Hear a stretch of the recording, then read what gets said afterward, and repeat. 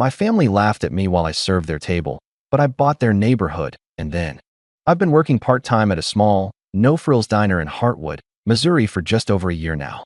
It's not something I need to do for money, not really, but I keep showing up 3 days a week because the work is simple, the people are decent, and it gives me something to do besides manage spreadsheets and broker real estate contracts. Most of the folks who come in know me by name, and none of them have any idea I own one of the largest private property investment firms in the region. I like it that way. Keeps me grounded. The truth is, I've spent most of my life being treated like I didn't matter. That's not an exaggeration. Since I was a kid, my parents have made it perfectly clear where I stand in the family hierarchy, right at the bottom, with the dust and the doormats. My older brother, Bryce, he was the golden one. Got into a fancy East Coast boarding school when we were teenagers, and our parents took out a second mortgage just to cover what his scholarship didn't. Meanwhile, I was told college might not be realistic and that I should look into learning a trade, maybe plumbing or something that didn't involve high expectations. I'll never forget sitting at the kitchen table during my junior year of high school, the house smelling faintly of burnt toast, when my mom looked me in the eye and told me, "Wesley, not everyone is meant for greatness, and that's okay. Some people are meant to support the ones who are." I was 16 when she said that to me, like it was some kind of mercy. Bryce was already off living his prep school life, and I was commuting to a rundown public school where the highlight of my day was a working vending machine. After high school, I worked construction. No support, no encouragement, just labor and exhaustion. When I finally moved out at 20, after saving enough from years of demo jobs and drywall contracts, my dad handed me a toilet plunger as a housewarming gift. Not a card, not a handshake, a plunger wrapped in a grocery bag. Said I'd probably need it. That was his send-off. It's been 9 years since that day, and not once have they asked how I'm doing.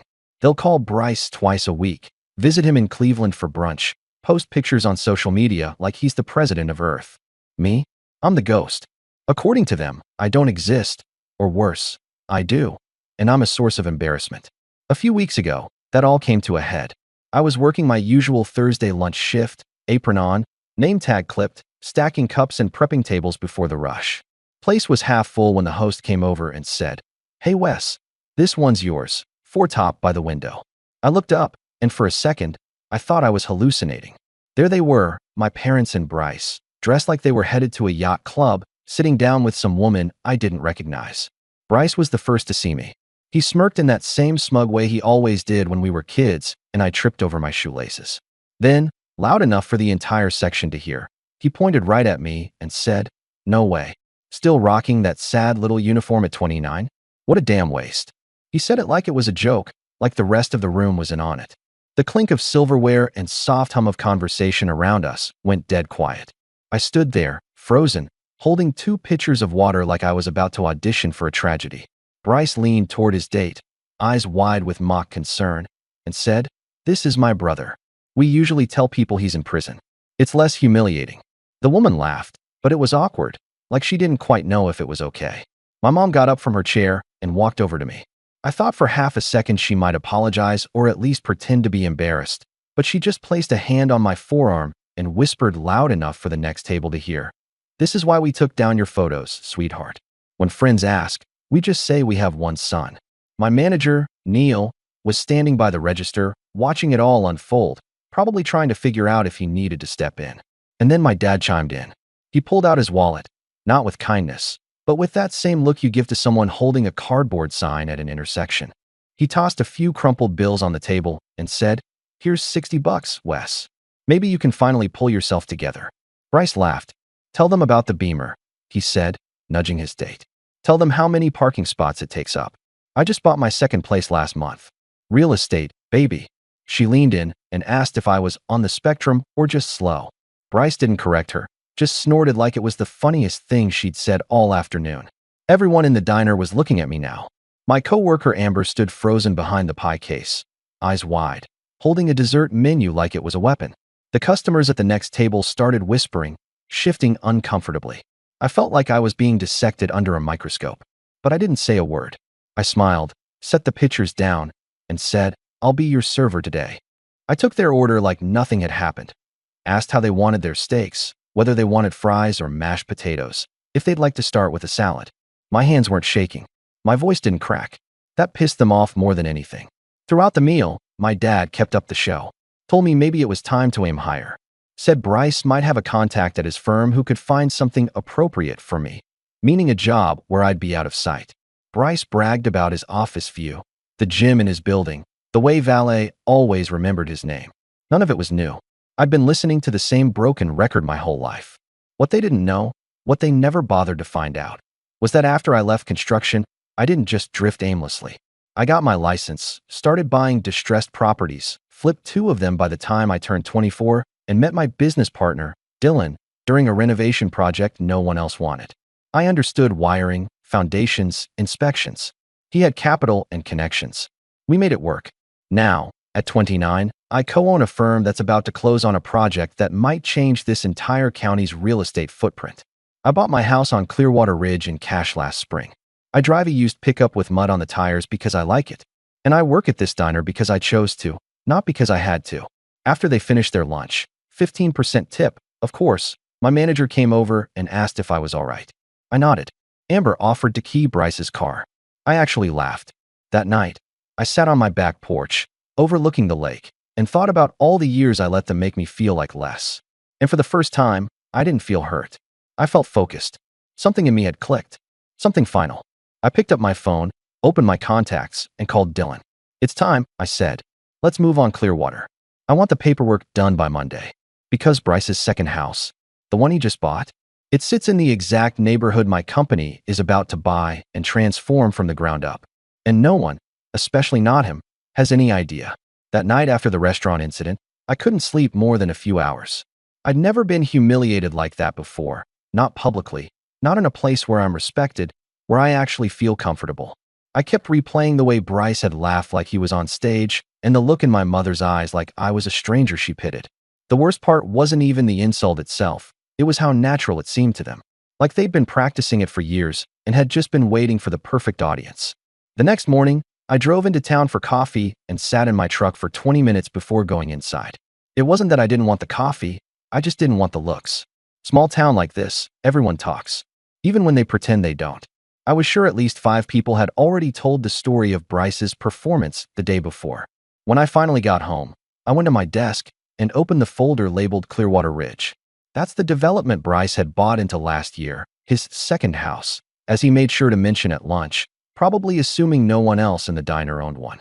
The deal had been sitting in review for over 6 months, mostly because my partner Dylan thought we should wait until the market softened a little more. But now, I was done waiting. I spent the next 2 days going over every line of the proposed acquisition. Bryce's lot number was easy to find. His mortgage details were even easier. Turns out, he had over-leveraged himself, again. Bought at the absolute peak of the local housing bubble and financed nearly 90%. Which, in normal conditions, wouldn't be the worst idea. But Clearwater Ridge hadn't performed the way the original developer promised. The clubhouse still hadn't been built, the walking trail wasn't finished, and 3 of the properties were already in pre-foreclosure. Bryce must have believed he was buying into luxury, but what he got was a gamble that was turning cold. I called Dylan and told him I wanted to fast-track the deal. He pushed back at first, still thinking we could squeeze another 5% off the purchase price by waiting. I told him I didn't care. We'd buy it at the current number, no negotiation. Not because of Bryce, not just for revenge, but because I wanted control, and I wanted it now. That Sunday, I got a text from my mother like nothing had happened at all. She wrote, "Thinking about you today. Hope you're doing well, sweetie." No mention of Bryce's little show at the diner. No acknowledgement of the money tossed on the table. Just a cheery, passive message like she was sending it to a neighbor's kid home from college. I didn't answer. For 3 days, I let her message sit unread. When she finally followed up with, "Are you mad at us?" I just wrote back, "Busy with work. Talk later." That was a lie. I wasn't too busy. I just didn't feel like pretending to be okay. Later that week, I had lunch with Dylan at a small barbecue joint where we usually hammered out deals. Over pulled pork and cornbread, we finalized the Clearwater terms and agreed to close within 60 days. As part of the project, we'd need to file a notice of community redevelopment, which included a special assessment to fund the infrastructure overhaul. Every homeowner would receive an invoice based on square footage, lot condition, and community value drop. Bryce's came out to just over $83,000. Due in 60 days. No exceptions. I don't feel proud writing that. But I also don't feel guilty. 3 days later, I was home reviewing title records when the doorbell rang. I looked through the window and almost didn't believe it. It was my parents, on my porch, for the first time ever. I opened the door slowly, unsure what version of them I'd be dealing with. My dad's jaw dropped the moment he saw my living room. Sunlight pouring in from the floor-to-ceiling windows, with beams overhead, the lake glistening beyond the deck. My mom blinked, then asked if I was house-sitting. I just smiled and said, "No, this is mine."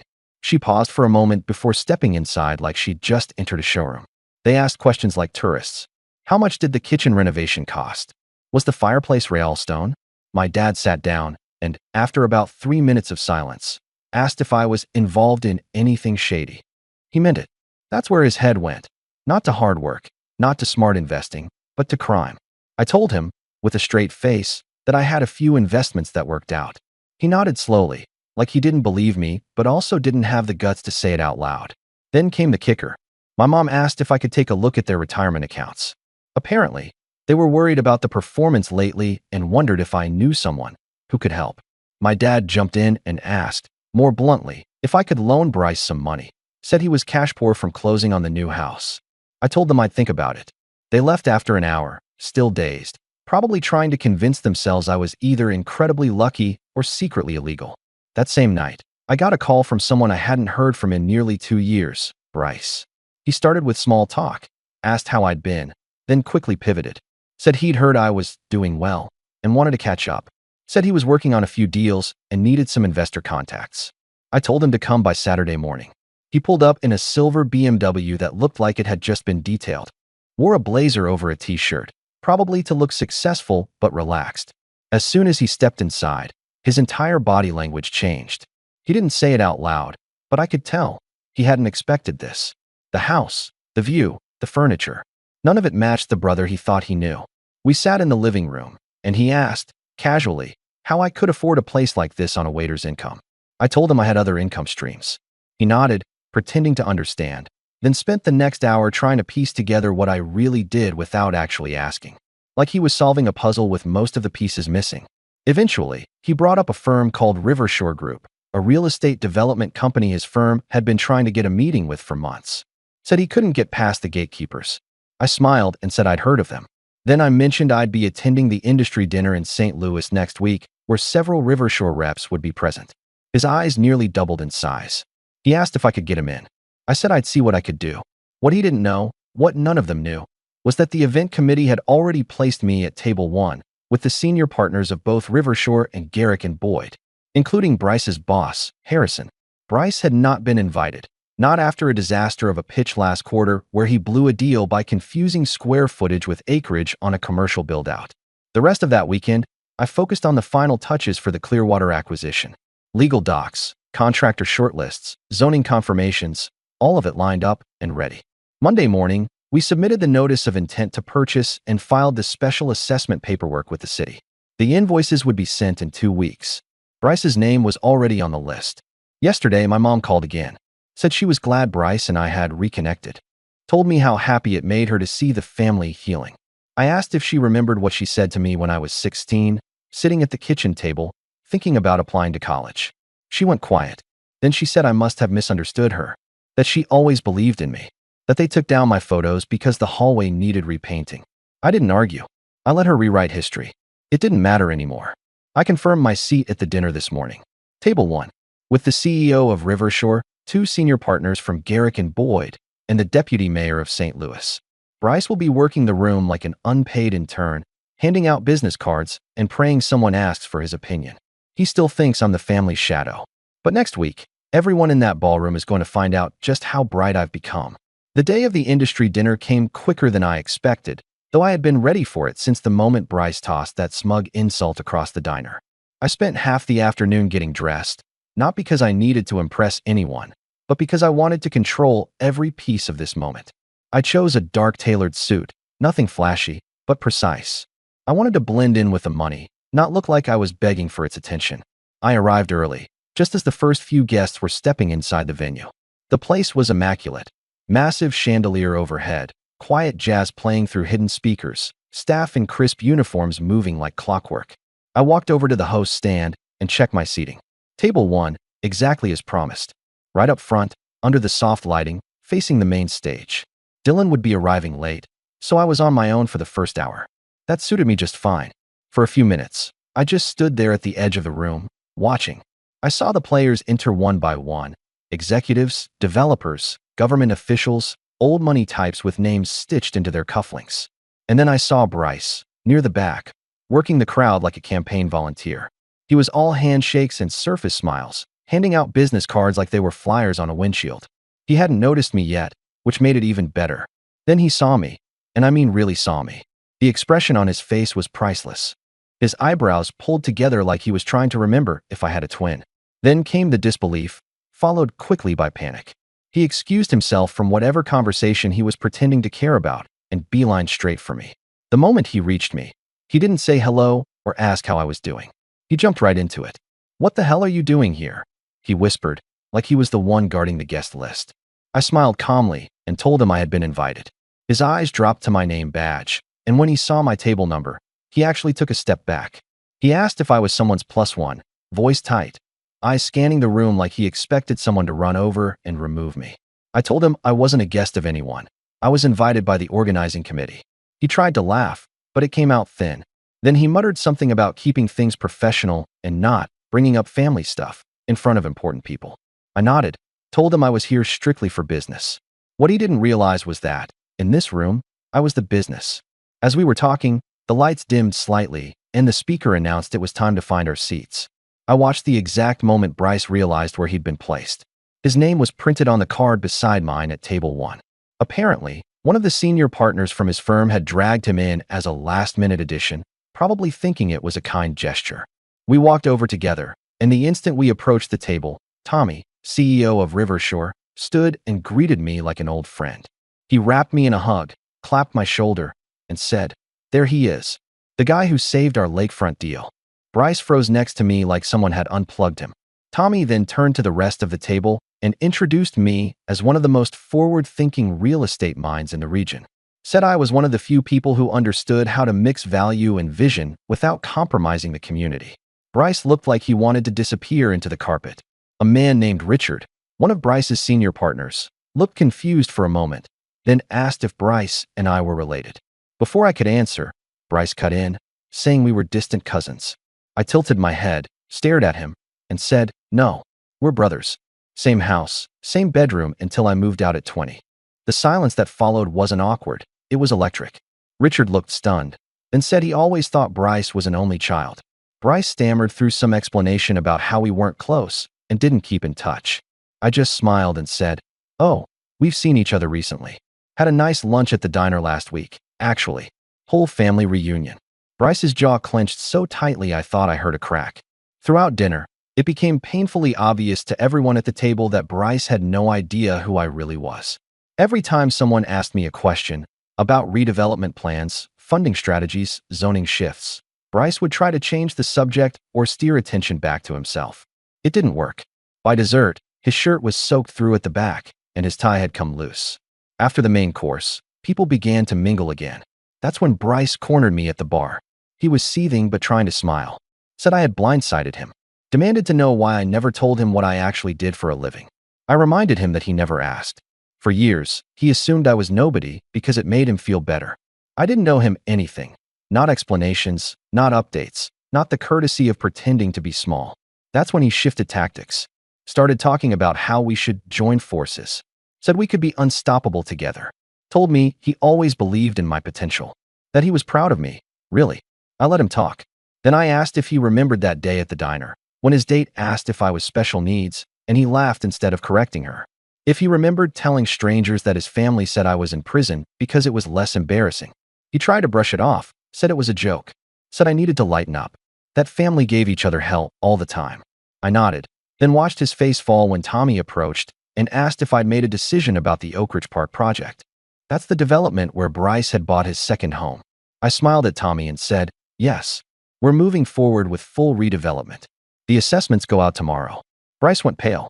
He asked what that meant, and Tommy, oblivious to the tension, happily explained that we were overhauling the infrastructure, requiring all homeowners to pay into the improvements. Anyone unable to pay would be offered a buyout, 80 cents on the dollar. Non-negotiable. Bryce pulled me aside, desperation kicking in. He asked if this was personal. I told him it wasn't. That this was business. Sometimes investments don't work out the way you planned. He said he couldn't afford the assessment. I told him that was unfortunate, but reminded him there were options. Selling, for example. A big loss, sure, but not as bad as foreclosure. He stared at me like he had finally put the pieces together. This wasn't some accident. This wasn't just timing. I had known. I had planned. He called me vindictive, said I was a monster for doing this to my own brother. I laughed. I told him that I had spent years being ridiculed, ignored, dismissed, and erased by the very people who claimed to love me. That I had taken the high road for a long time. But some bridges don't burn until you light them yourself. He stormed off, almost tripping over a waiter carrying a tray of wine. I watched him go without saying another word. Dylan arrived just in time to catch the tail end of the disaster. We made our rounds, shook the necessary hands, smiled for a few photos. Before we left, Harrison, the boss who had unknowingly invited Bryce, asked me if I'd be willing to consult on a redevelopment proposal. I said I'd think about it. When I got home, I poured myself a glass of whiskey and sat out on the deck. The stars were out. The lake was still. My phone buzzed with a text from my mom. Bryce had told her everything. And that's when the real fallout began. It started with a voicemail from my mother that next morning, her voice thick with panic. She said Bryce had come over late the night before, nearly in tears, telling them I was trying to ruin his life on purpose. Said I'd orchestrated the entire redevelopment to punish him, that I'd set him up to fail. She asked how I could do something so cruel to my own family. I didn't respond. I let the message play, then deleted it and poured myself another coffee. An hour later, my father called. Unlike my mother, he didn't bother with emotion. He got straight to the point. Said we needed to talk like men and sort this mess out before it got worse. He told me Bryce was in serious financial trouble, that the assessment would cripple him, and he asked, flat out, if I'd consider calling it off or, at the very least, finding a way to exclude Bryce from the redevelopment cost. I didn't say no. I also didn't say yes. I told him I'd think about it and hung up.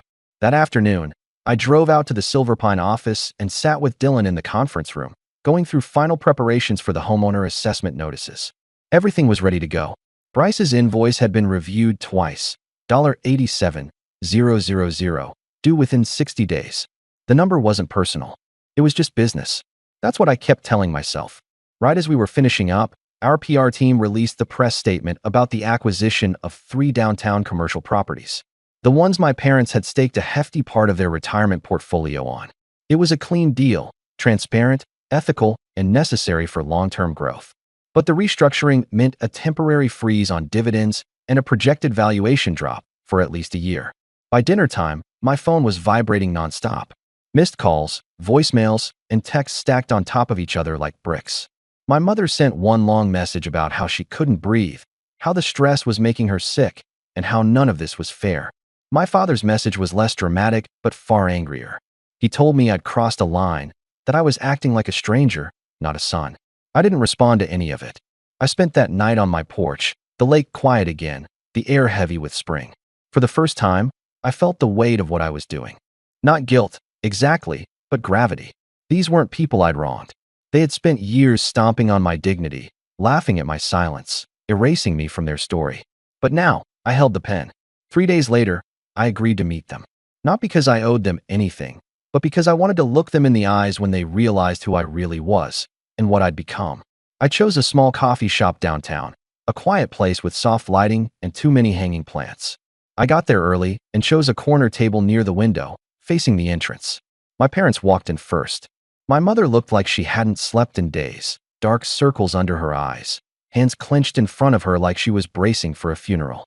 My father looked thinner than usual, less composed, like something had come undone in him. Bryce showed up 5 minutes later, late as always. He looked angry, not worried. Still dressed like a man who thought he was owed an apology. The moment he sat down, he leaned forward and said, "Are you happy now? You've ruined my life." Was that the goal? I didn't answer. I just looked at him. Then I turned to my parents and asked them if they remembered when I was 17, the night my dad told me I should stop pretending to be something I'm not. The night he said I was born average and should just accept it. My father scoffed, said he never said that. So I pulled out my phone, scrolled to the file, and hit play. His voice came through loud and clear. He told me I'd never be as sharp as Bryce, that I should stop embarrassing myself with ambition, and that the sooner I accepted that my job in life was to support people like my brother, the better off I'd be. The table went silent. My father looked stunned.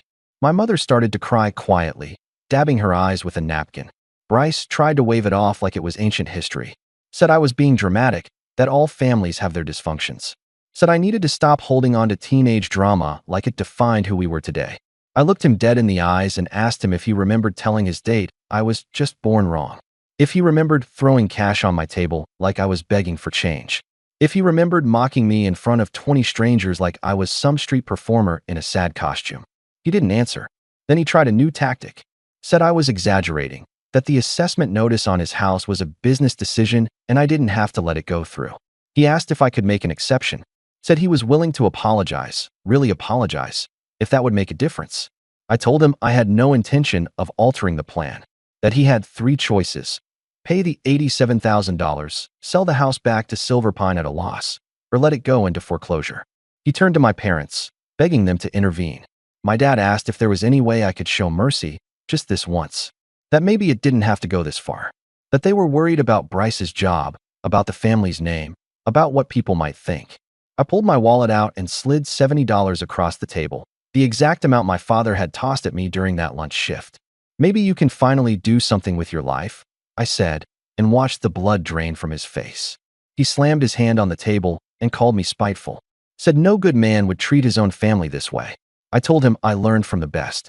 Bryce, ever the opportunist, suddenly got quiet. Then he leaned in and said he had information about Dylan, my business partner. Implied he knew something that could cause problems if it got out. I stared at him for a moment, then pulled out my phone and dialed Dylan on speaker. Told him Bryce was threatening to leak something unless I backed off. Dylan didn't miss a beat. Told Bryce that blackmail was a criminal offense and we had lawyers for a reason. Said he hoped Bryce had a good legal team and then hung up. Bryce's face turned white. He muttered something about being desperate, about not meaning it like that. My mother wiped her eyes again and asked if this meant I was done with the family. If I was going to walk away completely. I said I wasn't walking away. I was standing up for the first time in my life. I said they could reach out again when they were ready to acknowledge what they had done, to offer a real apology, not one driven by financial desperation. And then I left. Over the next week, everything unraveled exactly the way I expected. Bryce sold the house back to Silver Pine at a massive loss. Couldn't pay the assessment, couldn't get another loan, couldn't bluff his way out. His firm found out about the blackmail attempt and placed him on probation. His girlfriend, the one from the restaurant, dumped him after a mutual friend told her what really happened. My parents had to delay their retirement by 5 years. The fund they'd clung to for security took a major hit after the downtown restructuring. They're not broke, but they're no longer comfortable. They call it bad timing. I call it math. A few days ago, I ran into my Aunt Rhonda at the grocery store. She asked how things were going, said my mom had been crying during their last phone call. I gave her the short version of what happened. She wasn't shocked. She said something I didn't expect. Told me that when we were kids, Bryce struggled badly in school, had trouble reading, needed constant tutoring, had anxiety attacks before every test. My parents spent thousands on private specialists. I was independent. I didn't need them. And somehow, they mistook that for meaning I didn't deserve them. I don't know if that excuses what they did. I don't think it does. But it helps explain how people can be cruel and still believe they're doing the right thing. I'm not interested in revenge anymore. I'm not chasing their approval. I've made my point. And now, I just want peace. It's been a few months since that last meeting in the cafe, and things have been quiet. Not peaceful, not entirely, but quieter than they've ever been. My parents haven't called again, not since I made it clear I wasn't interested in half-baked apologies or forced family dinners. My mother sends the occasional text, the kind that says nothing while pretending to say everything. She asked if I'd be willing to talk sometime soon, but I haven't answered. My father hasn't reached out at all. Bryce, as far as I know, is still working damage control. He took a position at a different firm under the radar, consulting work, part-time. Rumor has it, he used someone else's last name in the deal. Classic Bryce move. Vanish when it gets messy, reappear with a new pitch and no accountability. I thought that would be the end of it, that I'd finally closed the door, nailed it shut, and moved on. And for a while I did. I focused on the Clearwater redevelopment, helped Dylan with the next round of acquisitions, and even started mentoring a few young brokers just starting out. I didn't tell them about the past. I let them think I was just another guy who had made smart moves early and kept his head down. Let them draw their own conclusions. Then came the invitation. Another industry event, this one in Charleston. Nothing special, just a 3-day conference, more networking than anything else.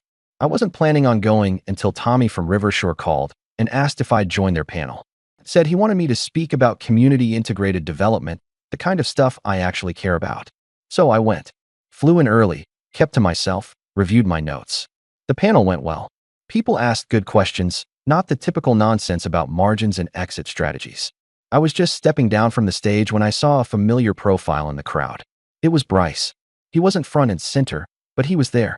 I recognized the way he stood, like he was waiting to be discovered. Sure enough, during the post-event mixer, he came up behind me and tapped my shoulder. Said he hadn't expected to see me there. Said I looked different, whatever that meant. I told him I'd been invited as a speaker. He said he was just attending to support the firm. No mention of which firm, of course. Then he surprised me. He didn't ask for a favor. Didn't pitch me some last-ditch plan. He just said, "You did it. You really did it." I asked what he meant. He said he used to think I was pretending to be content, that I'd made peace with being average. But that day at the dinner, and everything since, showed him just how wrong he'd been. For the first time in years, he didn't sound defensive or smug. He sounded tired, like a man who realized he wasn't the main character anymore, and maybe never had been. He asked if I hated him. I didn't answer right away. Then I said, "I don't think about you enough to hate you." He nodded, said he figured. Then he thanked me for not making things worse, for not dragging his name through the mud when I easily could have. I shrugged, told him I wasn't interested in being the villain, no matter how much he tried to cast me as one. Before he walked away, he asked one last question. Wanted to know if I'd ever forgive them, him, our parents, the whole mess. I told him maybe, someday, but that it would have to come after they stopped treating forgiveness like a transaction. He smiled a little at that, not because it was funny, but because he knew I was right. The next day, I flew home and didn't think about it again until yesterday. Dylan called, said something strange had come across his desk. A development proposal had been submitted anonymously for a small commercial project just outside Clearwater. Nothing major, but the pitch had my name in it. As a potential backer, I asked him to send it over. The formatting was familiar. The phrasing, even more so. It was Bryce, not asking for money, not demanding anything, just proposing an idea. A decent one, actually. Modest, humble, like a man trying to start over without asking anyone to forget what came before. I haven't decided what to do yet. I'm not naive. I know who he was. But maybe, just maybe, I've started to see who he could be. And maybe that's enough, for now.